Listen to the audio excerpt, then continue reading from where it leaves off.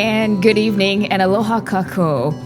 Thank you for joining us this evening as we recognize the recipients of Historic Hawaii Foundation's 2020 Preservation Honor Awards. I am your guide to the awards tonight. My name is Grace Lee. I am a morning news anchor with Hawaii News Now, staying up late tonight to help you through this journey. Now, because of the coronavirus pandemic, this year's award ceremony is taking place virtually, as you know, and we're broadcasting from the stage of the Hawaii Theater in Honolulu's historic Chinatown. Beautiful in here. Historic Hawaii Foundation thanks the technology partners who make tonight's event possible. In addition to being broadcast via Zoom, the event is also live streamed via YouTube, Facebook, and the websites of Hawaii News Now and KHON. You may also see a recording at historichawaii.org and hawaiitheater.com. Our best wishes for health, well-being, and safety go out to the entire community, and especially to those who would normally be gathering here to celebrate these awards for saving Hawaii's historic places. We hope you enjoy the program from a safe location, and despite the physical distance, we know that we are all together here in spirit. Please welcome Historic Hawaii Foundation's Executive Director, Kirsten Faulkner.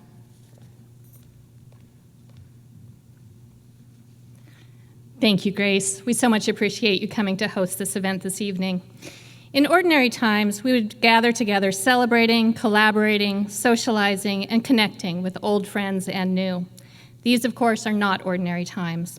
But the physical restrictions that we face also have the effect of expanding our vision to help us find new ways to celebrate, collaborate, socialize, and connect.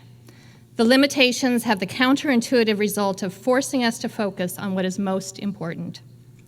In addition to the rightful awareness of health, safety, and justice initiatives around the world, we are also aware that people thrive when they have a solid foundation that provides for strong, resilient communities. Resiliency will help us recover from the current crisis, and community bonds will enable us to come back stronger as we face both new stresses and chronic challenges. Part of community resilience comes from working together on projects that honor efforts, educate about events, and preserve historic sites. Historic Hawaii Foundation marked its 46th anniversary last month. Started in 1975, the Preservation Honor Awards are the organization's longest-running program. Annually, we showcase the depth and strength of efforts to perpetuate and share the historic places of these islands. We truly appreciate all of the work being celebrated this evening and the many people who have made this event possible.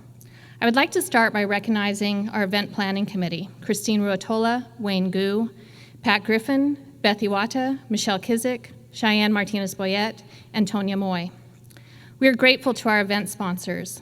The Lokahi sponsors are Aina Archaeology, Cultural Surveys Hawaii, Detail, G70, Haleakala Ranch, Hunt, Kamehameha Schools, Mason, and Pulama Lanai. The Malama level sponsors are AHL, Bank of Hawaii, Fung Associates, Lend Lease, Maui Architectural Group, and PBR Hawaii. We extend our gratitude to other contributors whose financial donations support the preservation programs of Historic Hawaii Foundation. And we are also thankful to the many partners who helped both during the awards selection process and in preparation for the event. I especially want to thank the Historic Hawaii Foundation staff members, Beth Iwata and John Williams, who worked on this program, and Andrea Nandoskar, Michelle Kizik, and Virginia Murrison, who helped with all of our preservation programs. Please see the full list of sponsors and the special souvenir event program, which may be downloaded from the Historic Hawaii website. We will also have messages of aloha from the sponsors throughout the program. We extend a special mahalo to the volunteers, staff, and patrons of the Hawaii Theater. This significant landmark is a past recipient of a Preservation Honor Award for its remarkable rehabilitation. We are also proud to partner with the theater on a current project to restore the marquee sign and lighting. You can learn more about that project and how to support it from the theater's website. Finally, before we move to the presentations, I want to acknowledge and thank the members of the award selection committee. This group of preservation experts has the responsibility to review the nominations, consider the criteria, and select the honorees. The committee is comprised of professionals in the fields of architecture, history, preservation, planning, landscape architecture, engineering, architectural history, and Hawaiian culture. Members of the award selection committee are Pat Griffin, Don Chang, Allison Chu, Gary Coover, Phil Dieters, Wayne Gu, Keikoa Kaluhiva, Lehua Kauhane, Jim Neese, Christine Ruotola, Katie Stevens, Adrian Trulak, and John Williams. Mahalo to them for their dedication and meticulous work. And I'll now turn the program back to Grace Lee. Thank you.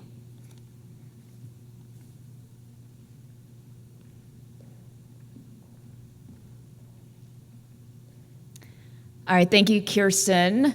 I'm back. All right, so tonight we are presenting 23 awards in several categories. And between each category, we'll recognize Kama'aina organizations, companies, and places that have reached milestone anniversaries. And after the presentations, we will present the Frank Haynes Award for Lifetime Achievement.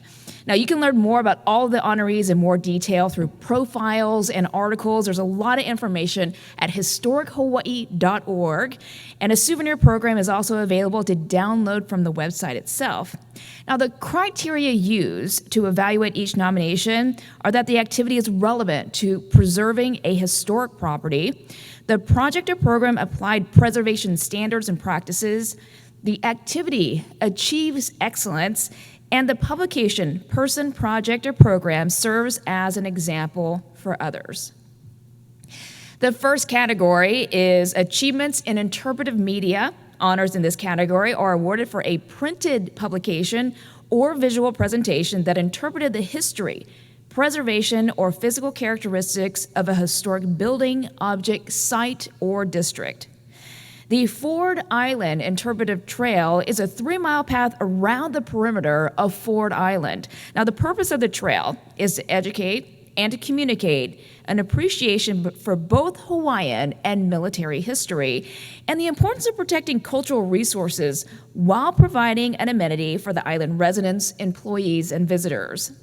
30 interpretive panels with photos and text are placed along a new walking and running trail, and it encircles the island. Some of the panels provide information about the area's geology and pre-contact Hawaiian history, and others are dedicated to the island's military history, the defense development, and role in World War II. And here is our first sponsored message, and it comes tonight from Hunt Companies. Hunt is a diversified family-owned holding company that invests in operating businesses, real estate assets, and infrastructure assets. To date, Hunt works on development projects such as the Ford Island Historic Trail in partnership with the Navy. Hunt's Hawaii projects reflect the company's deep roots in public-private partnerships and innovative projects. All right, moving right along, we'd like the Frances Haar Disappearing Honolulu exhibit to be recognized. It was installed at the John Young Museum of Art on the UH Manoa campus in the fall of 2019. Frances Haar taught photography at UH Manoa between 1965 and 1985. The exhibit consisted of original black and white photographs by Haar and the film A'ala, Life and Death of Community. The exhibit documents the once vibrant Japanese community of A'ala, plus parts of Chinatown that were ultimately demolished in the 1960s to make way for urban renewal. It is a thought-provoking look at what is lost and the resulting tangible and intangible community scars that are inflicted when historic sites are destroyed. Rear View Mirror newspaper column by Bob Segal. It's a regular feature in the Honolulu Star Advertiser, and readers receive detailed stories on aspects of Hawaii's history, often exploring forgotten mysteries. Segal's easy conversational writing style, it gently encourages readers to consider how Hawaii has changed over the years, and it offers insights into people, places, and events throughout the islands. The articles, as well as his willingness to share through public presentations, really helps to bring awareness to the sometimes neglected architectural and historic public and private buildings, areas, and Hawaii connectivities and hangouts. Voices Behind Barbed Wire, Stories of Hawaii documentary. This is a film that explores the personal accounts of the World War II internment of Hawaii's Japanese Americans. Following the attack on Pearl Harbor, U.S. citizens and residents of Japanese and European ancestry arbitrarily suspected of disloyalty were imprisoned without due process and without being accused of any crime. Now, this documentary explains the trauma and the impact that resulted from the initial arrests and internment in places like Kilauea Military Camp, Sand Island, and Kalaheo. Information is included on all 17 of Hawaii's known confinement sites. Now, this film is supplemented with updates on the grassroots effort that led to Honouliuli being named a National Historic Site under the management of the National Park Service. This site served as the largest and longest used confinement camp in the Hawaiian Islands. Wailua Ke Avava Ona Ali'i video. It is a stunning presentation on the cultural importance of Wailua Nui Aho'ano, the great sacred Wailua, located on the east side of Kauai along the Wailua River. Now, the video was commissioned by the Hawaii Department of Transportation as one of several measures in response to community concerns. Now, this was related to transportation facilities that were proposed in that area. Now, the film captures the abundance of historic sites in this rich cultural landscape and the royal lineage, mo'olelo, and histories of people who lived there. As the seat of power for several generations of Ali'i, Wailua was the political, religious, and social center from the mid-13th century through the reign of Kaumo'ali'i in the early 18th century. The Wailua complex of Heiau is a National Historic Landmark. Now, our first anniversary recognitions are for centennial organizations. The Kama'aina businesses and institutions celebrating 100 years are Cook Foundation, Hawaiian Mission Academy, the Honolulu Community College, Ishihara Ya, Kamehameha Highway, Straub Medical Center, and Kamehameha Schools Song Contest.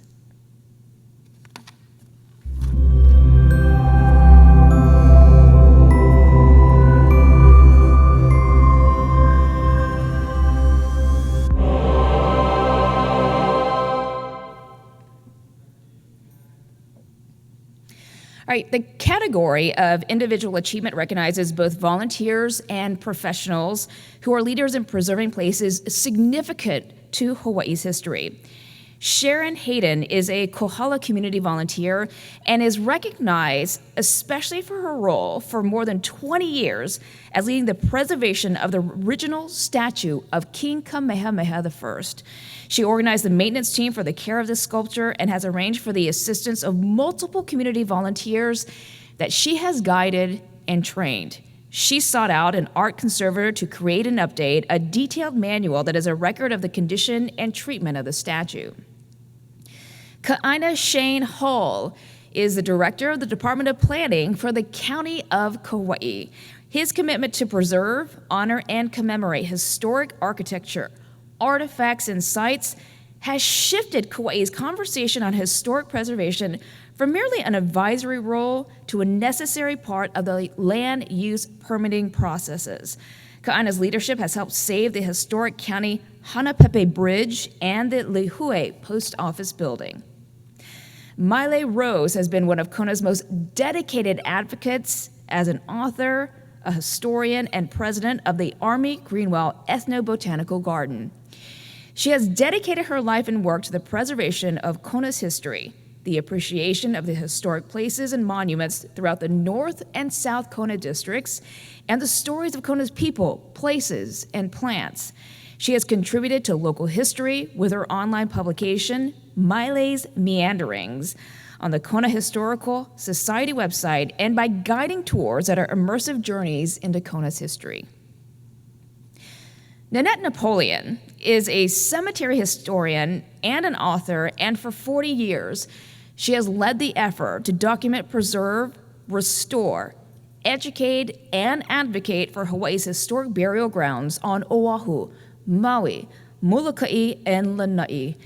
Learning by study and practice, she has taught concerned communities appropriate means to conserve markers and burial sites and the information that they contain. She consistently shares what she has learned through books, newspaper and magazine articles, television news and public interest appearances, walking tours, and one-on-one advice. Peter Young has unwavering commitment to the preservation of Hawaii's culture and history through both public and private service.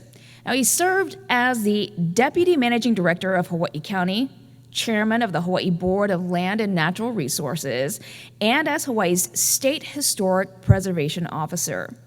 Since 2007, he has operated Ho'okuleana, a planning and consulting firm offering land use planning and environmental reviews. And for years, Peter posted historical summaries calling attention to people, places, and events in Hawaii's past. Most recently, he oversaw the bicentennial celebrations for the Hawaiian Mission House's historic sites and archives. Our next anniversary recognition, I'm not even going to try this word, but it means 125 years, and there are 2 locations that are celebrating this today.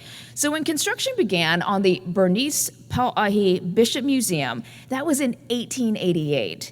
The new museum's team was cataloging and arranging items for display. And it quickly became apparent that there would just not be enough space for all of the exhibits. So the solution was to immediately add another 3-story building at the back of the original museum, and the gallery is then known as the Polynesian Hall, and now called Pacific Hall, opened to the public in December of 1894. Charles Gay Residence in Waimea on Kauai was built in 1895. It is a single-story frame dwelling designed by Charles Gay himself and is on the Hawaii and National Registers of Historic Places.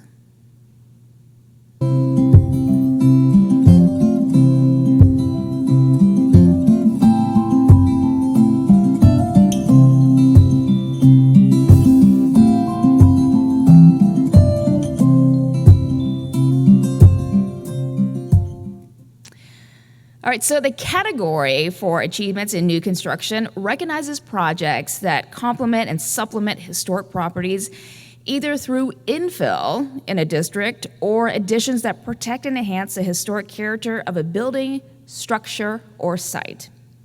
The Diamond Head State Monument Rockfall Mitigation Project was to address the safety hazards from the rock falls.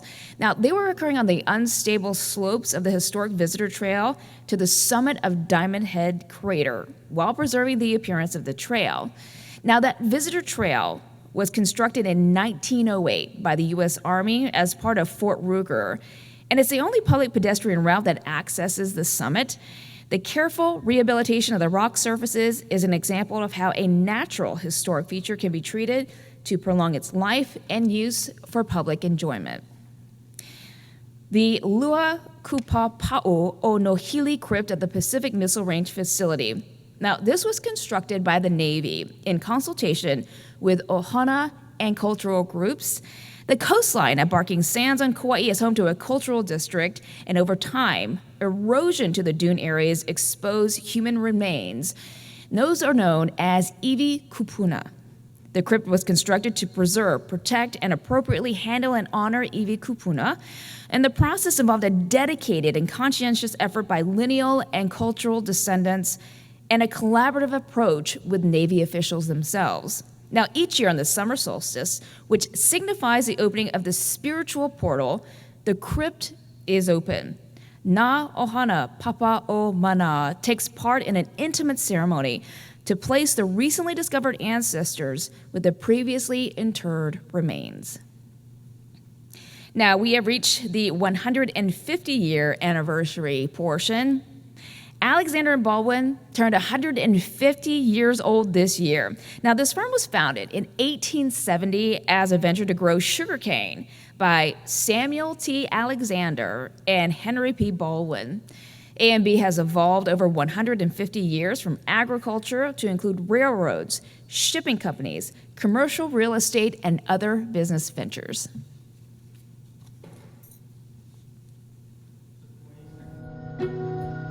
Designing spaces to inspire, visually and spatially.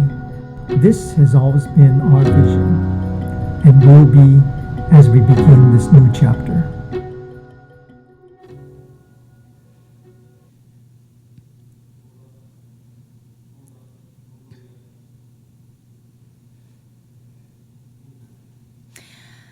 All right, we have now reached our Programmatic Awards, and this is recognizing advocacy, education, programmatic or other preservation efforts, either for a specific site or through a broad-based program. The Burbank Street neighborhood is Liliha on Oahu, and it was the beneficiary of a group of homeowners who made a joint commitment to preserve their neighborhood sense of place by nominating their 5 residences to the Hawaii Register of Historic Places. Now, the residents, they supported, they encouraged one another to achieve their common goal, and they met frequently to discuss their progress in researching their homes and arranging interviews needed to prepare each nomination. The united effort brought the neighbors even closer together and strengthened Burbank Street's sense of place. Hale Pili Construction and Training Program. This is an effort of the Hawaiian Mission Homes Historic Site and Archives. The goal of the project is to build a reproduction of a hale that Governor Boki built for the new missionaries arriving as the second company in 1823. Now, this new hale follows the descriptions by missionaries that are found in Mission House's archival collection, with adaptations to meet current building, fire, and security codes. And under the mentorship of Kumu Earl Kava'a and Kumu Dwight Kauahikawa, students from Roosevelt High School and the vocational training program at Kinai'eha learned to construct the hale using Hawaiian culture, contextual Hawaiian language learning, and traditional hale construction methods. Ho'opai Archaeology Apprentice Program. Now, this was established by Aina Archaeology in Makena, Maui. Property owner, Makena Golf and Beach Club, sponsors the program as it demonstrates commitment to its natural and cultural resources. This program allows 5 hand-selected apprentices to experience and learn basic archaeological survey skills and Hawaiian cultural knowledge of place through historical teachings and traditional mo'olelo. Apprentices learn both manual and digital survey skills using instruments from a compass and paper to a GPS and total station. Mahalo nui, Historic Hawaii Foundation. Thank you, Historic Hawaii Foundation. Mahalo for our Ho'opai Program Award. Mahalo. Mahalo. Mahalo. So cute. All right, so my name is Opuka Ha'ia with Moses Goods. It is a one-man play which portrays the story of Henry Opuka Ha'ia. In 1809, he traveled from Hawaii Island to New England, and he's known for inspiring the American Board of Commissioners for Foreign Missions to send Protestant missionaries to the Hawaiian Kingdom in 1819. This award recognizes the primary source research and the writing and staging of an original, emotionally powerful play that brings to life the story of a Hawaiian man who is a fundamental part of Hawaii's history. The mural wall at the Nisei Veterans Memorial Center in Kahului, Maui is a public art piece and educational resource educating the public on the service and the legacy of Americans of Japanese ancestry who served in the U.S. Armed Forces in World War II. Local artist Kirk Kurokawa created this larger-than-life mural on a bare concrete wall using ordinary house paint. He started with photos of the soldiers from the 100th Infantry Battalion, 442nd Regimental Combat Team, Military Intelligence Service, and the 1,399th Engineer Construction Battalion. And the artist reproduced oversized murals of the black and white originals, creating subtle yet powerful imagery. This mural shares their remarkable life stories, from plantation villages to military service, and how they reshape the social, political, and economic fabric of the islands. All right, we are now up to the next anniversary recognition. We're up to 175 years, everyone. Kane'akapupu in Nu'uanu, it was the summer residence of King Kamehameha III and Queen Kalama, completed in 1845. It was the first government building constructed in a Western style that had mortar and plaster.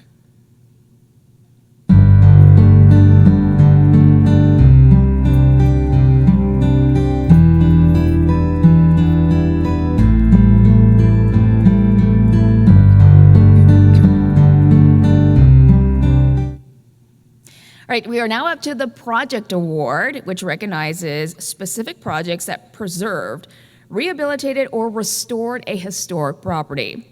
Now, the project at the Ala Moana Pumping Station in Kaka'ako, it consisted of the adapted reuse of the 1900 screen house and the 1940 pump house buildings located on the same campus as the original 1900 pumping station. Now, these two significant historic structures were revitalized to create usable community facilities through restoring lost features and then adapting the plans for new uses. The project demonstrates excellence in historic preservation in its rehabilitation of exterior stonework, steel doors and windows, the concrete crown molding cornice, and interior steel trusses. Now, the preservation of the battleship USS Missouri Memorial Aft superstructure addressed the second tallest section of this historic ship, standing about 80 feet above the main deck. Now, the project included repairing and replacing severely corroded steel and applying protective coatings and improved rainwater drainage. Now, the goal was to continue preserving the battleship and to prepare it for the 75th anniversary of the end of World War II, and that is coming up on September 2nd of 2020. The rehabilitation of the F. Garcia building in Paia, Maui, it was an ambitious undertaking. This was to rescue the 1934 commercial building that had fallen into disrepair. Now, particular effort was put into restoration of the historic facade and to bring the remaining building up to current codes and serviceability. The building has been returned to a functioning, sustainable structure and regains its proper place among Upper Paia's historic building stock.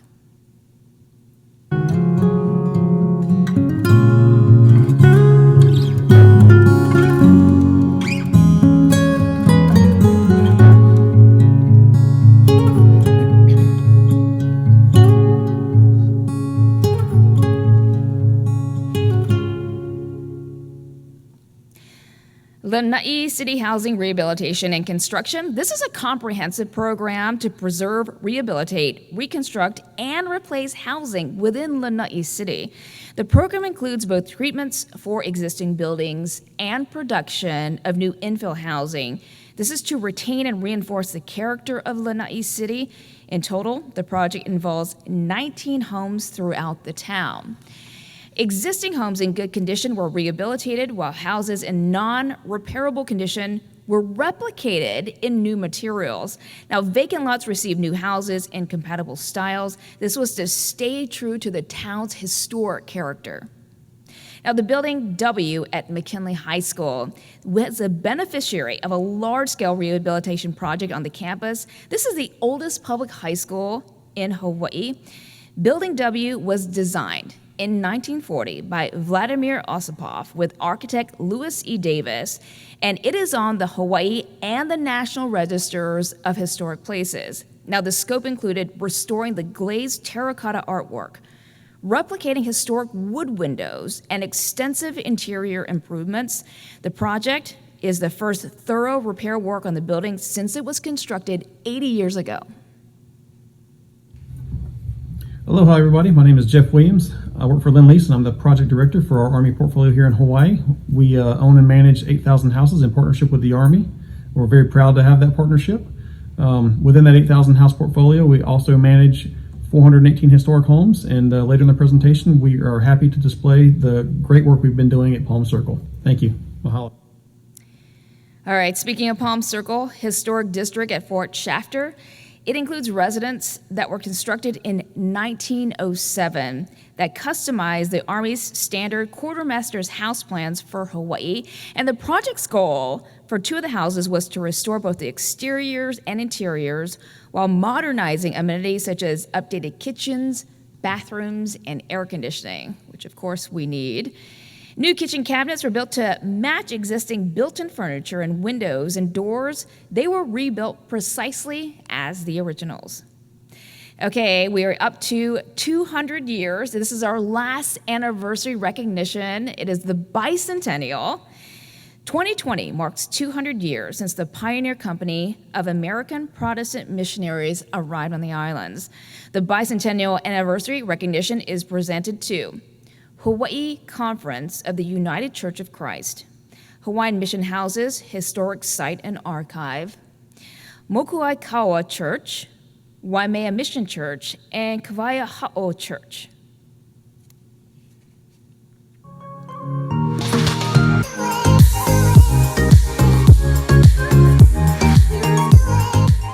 A big congratulations to Historic Hawaii Foundation and our good friend, David Franzen.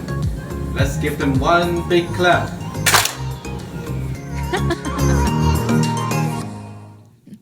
I like that. All right, so congratulations to all the honorees for your outstanding work in telling the stories of Hawaii's people, event, and places through preservation of significant sites and historic places.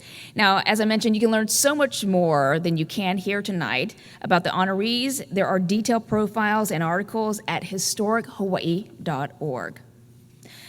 All right, we are here now in our final presentation. It is the 12th annual Frank Haynes Award for Lifetime Achievement. The Haynes Award was established in 2009 and named for Master Architect Frank Haynes. It is presented to an individual who has demonstrated sustained and outstanding achievements in the areas of preserving the significant historic and cultural places of Hawaii. The 2020 Haynes Award is presented to photographer David Franzen.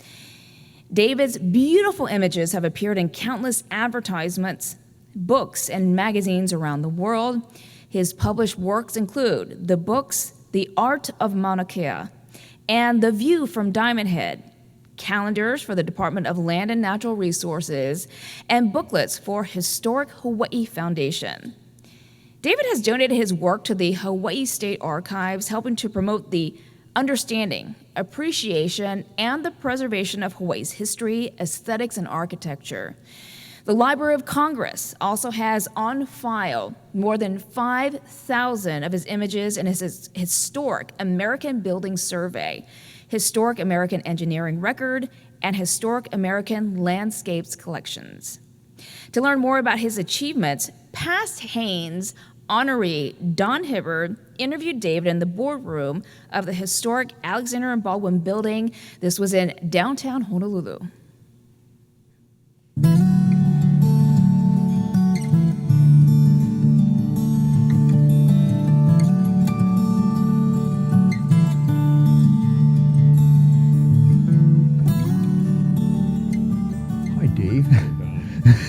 Good. Yeah, I got thinking about doing this interview, and that I think we first started working together back in 1979, and at that time I got some federal money to do some inventory documentation of historic buildings, and we sort of went all around the state doing 4x5 photographs. But I thought maybe you could start this conversation off with when did you come to Hawaii? How did you get here? Well, I came in 1978. Actually, originally came in 1978 on a backpacking and hiking trip, and then it captured me, and I returned in the fall of '78, and have been there ever since. The reason I'd been looking at moving off the East Coast. I was in New York, and had established my business about 5 years earlier, and had a little credibility, some published work, and I really, after having worked for this photographer that I worked for, traveled all over the country and realized there were other places I might like to live. And when I got to Hawaii, I said, this I liked a lot. And I could sail year round, and I sailed all my life, and that was I think you're a not lot of the only pluses. person. So you were working in New York. What got you interested in photography in the first place? And, I don't know that it was a passion of mine at the time. As I mentioned, I sailed a lot. Right. My summer job for a number of years had been teaching sailing to kids. Okay. And after, I guess, about 5 years of doing that, that got a little bit old. So I ended up getting in touch with a a photographer, Ezra Stoller in New York, that I knew of because my father was an architect, and he had photographed some of my father's work. And as it turned out, his son was also a close friend of my brother's. So I was sort of aware of him, and I thought, oh, maybe that'd be interesting. See if I can get some work with a photographer. I mean, I guess I had some interest in photography, like anybody did at that time with maybe their Brownie camera or something. But I got a summer job with him doing menial tasks like drawing and glossing prints and spotting prints, and it was working with a young and enthusiastic group of people, and it was very engaging, and I felt very productive, and that really is what turned me on to it. And then I ended up going to work for them 6 months later, I guess. I'd been playing the draft, which at that time was a lottery. Oh, yes. And managed to squeak through and went to work for the sort of full-time and continued to do so for another almost 4 years before I went out on my own. And eventually he let you use the camera and actually take pictures. Well, not until actually at the very end of our career, yes. Oh, okay. But before that, I was assistant. I ran around, carried his stuff, and saw what he did. I processed his film. So I just learned a lot being there, and learned all the lab work and the like, and saw how he worked.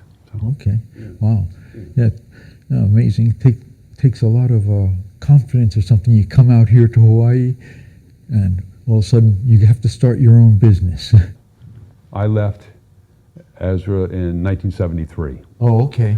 And started my own business at that time. Oh, and I guess at that point, okay, the learning curve flattened out. I was getting a little bored, whatever, and decided, well, it's the only other thing I knew how to do besides sail.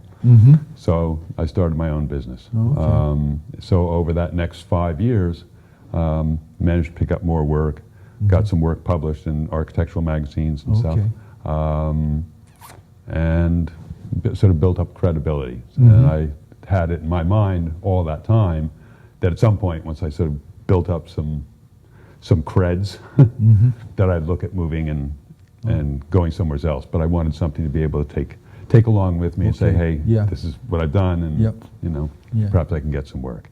So when I got to Hawaii, decided, I like this. I had brought a portfolio with me when we did our camping trip, and I thought, I'm just going to wander around a little bit in Honolulu, and I did so and got positive feedback. So went back, and 6 weeks later I was in Hawaii. Wow. What architects were, because you were doing primarily architectural photography? Entirely, nothing but architecture on the mainland. I mean, that was my entire experience, shooting 4x5 cameras. Oh, okay. And that was the extent of my experience. And you learned 4x5, I guess, working. Right. I mean, I'd never shot a 4x5 camera. I don't think I'm not sure I'd even seen one before. Okay. Before I started working for Ezra. Yeah. I never saw one until I started working with a few of you photographers. Yeah. But yeah. Okay. And how did you find the 4x5? I love it. I still do. I still shoot with it. It's a very nice balance to shooting digital, and shooting 35mm light. It's much more. You have to think about it a lot more. Besides the shooting film, so you're careful about how much you're shooting. Yes. Whereas digital, you can just explore and try anything you want. Right. Not so with film. Yeah. Where I might have spent a day taking 12, maybe 15 shots in a day. 15 would have been a lot. Now I can go out on digital and I can shoot a house and deliver 45 shots. Yeah. I mean, it's bizarre. New world. Totally new world. Yeah. What when you first came to Hawaii, what architects were hiring you? One of the first was Lou Ingleson. Okay. He had a company, I believe it was called, he's been gone for a while, Environmental Design Works, and worked with Ty Sutton. Did work with Frank Gray, quite a lot of work for a number of years with Architects Hawaii, Group 70 over the years. and a number of others. Some of them I can't remember their names. Probably. And Okay. Yeah. I think I'm pretty sure Glenn Mason was the one who. Right. I was did. asking Spencer around Mason. who are good architectural photographers in town. Yeah. Glenn mentioned you. I think he was working for Ty at that time. Yeah. So, That's when we started '79, and that was a treat. Yes. Yeah. And so essentially, I know you've done a number of a lot of preservation work, with HABS and Historic American Building Survey, Historic American Engineering Survey, Yes. and also you did the book Sugar Water with Carol Wilcox. Right. And That was certainly that was an adventure job. Yeah. That was a real treat. Yeah. I mean, that was one thing coming here and getting, number one, the work that I did with you, and then also the work that I did with Carol.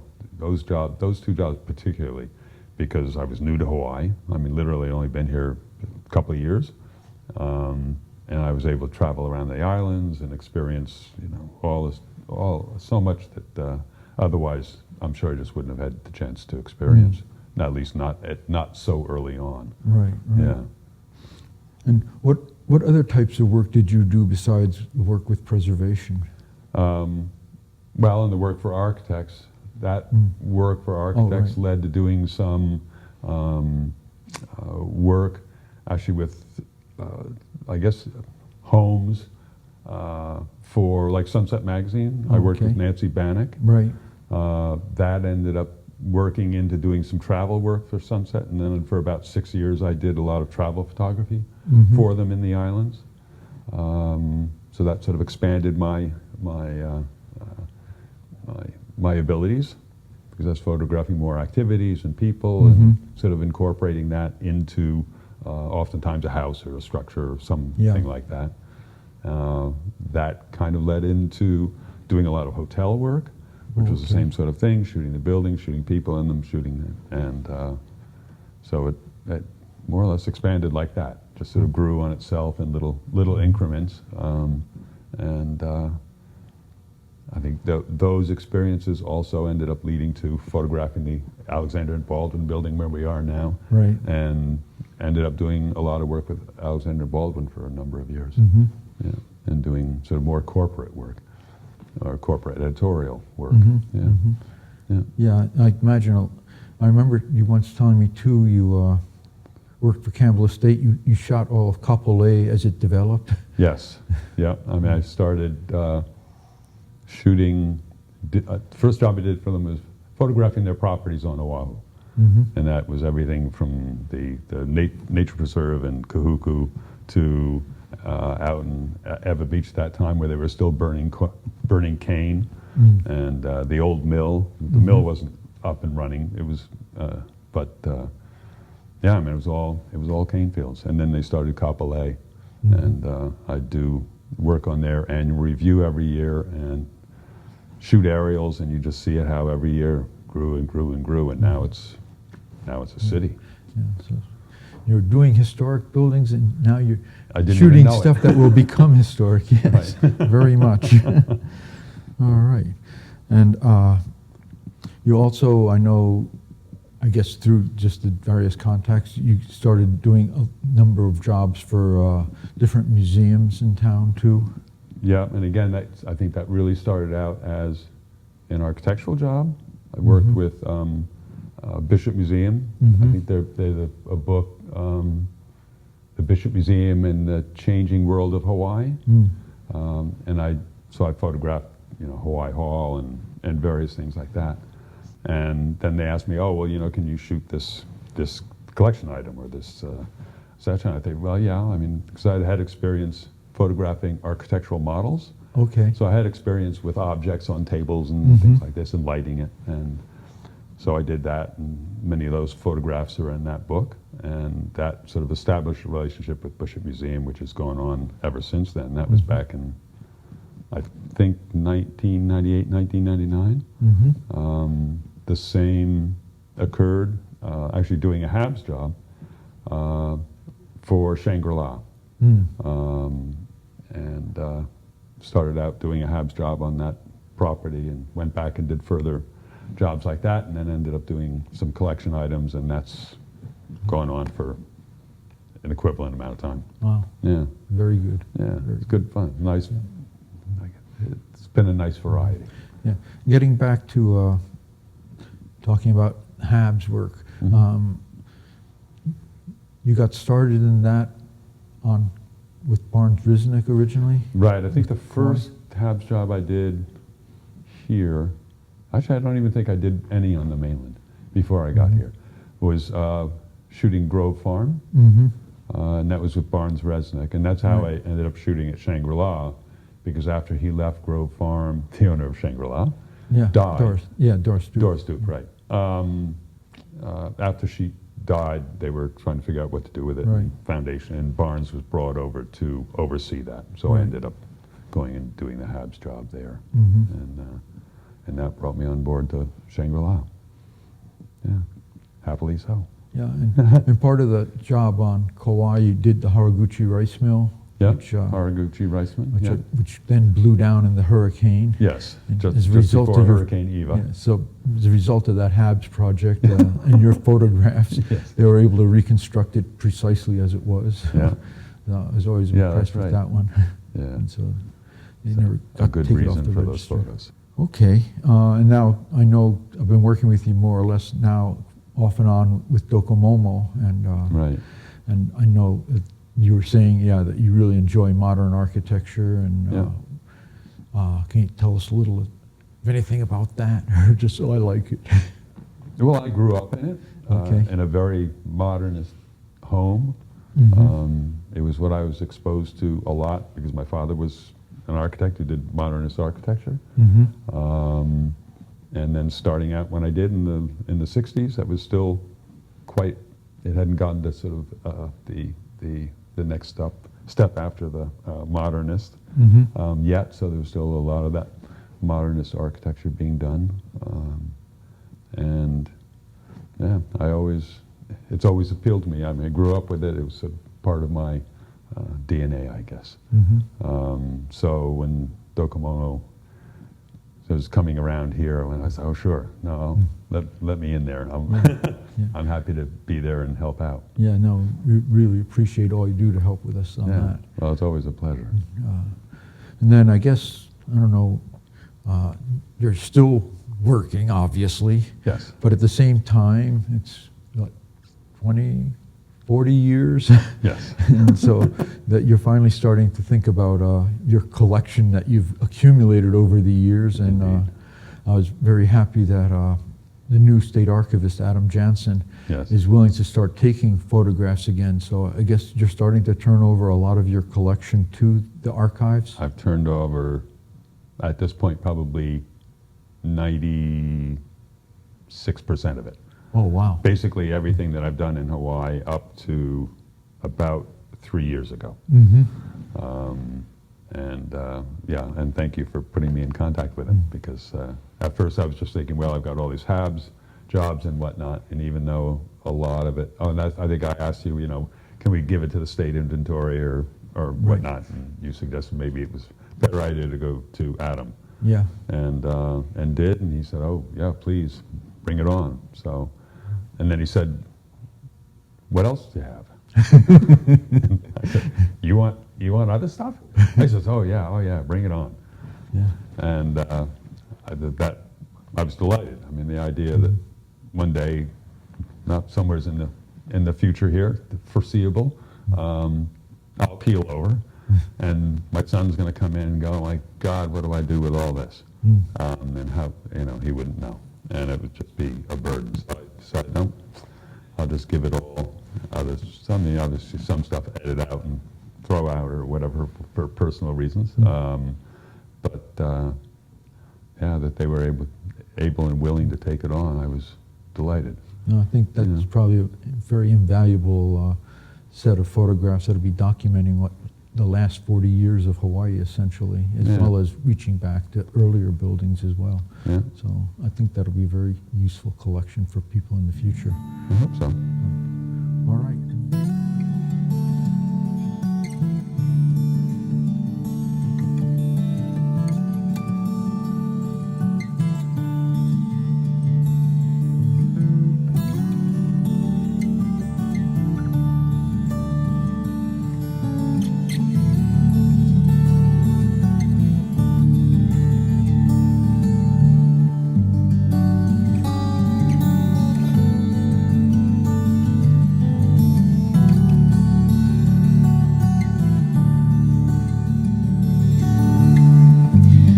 What an incredible story from David Franzen.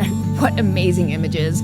We want to say congratulations to him and to all of the 2020 Preservation Award honorees. On behalf of myself, Grace Lee, all the people here at the Hawaii Theater, and of course the Historic Hawaii Foundation, thank you for joining us here tonight. Aloha and good evening.